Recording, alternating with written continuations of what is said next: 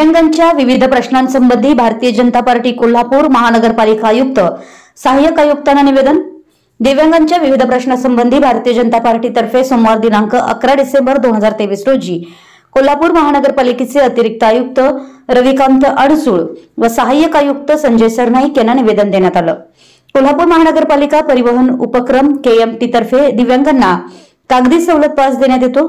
तो आकाराने मोठा असल्याने दिव्यांगांना त्याचा वापर करताना विविध अडचणींना सामोरं जावं लागतं। तसेच तो पास कागदी असल्याने पाण्यात भिजल्यावर खराब होतो। या उलट उर्वरित सर्वसामान्य लोकांना, विद्यार्थ्यांना, प्रवाशांना प्लास्टिक PVC स्मार्ट कार्ड दिलं जातं। ते टिकाऊ व आकाराने लहान असल्याने ते दिव्यांगांना वापर करण्यास सुलभ जातं।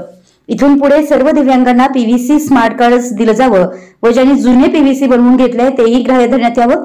तसेच दिव्यांगांना कोल्हापूर महानगरपालिकेतर्फे व्यवसायासाठी दिलं जाणारे केबिल हे लाभार्थ्यांच्या घरापासून 2 किलोमीटर परिक्षेत्राच्या आत देण्यात यावं, या मागणीचे निवेदन भारतीय जनता पार्टी दिव्यांग विकास आघाडीतर्फे देण्यात आलं।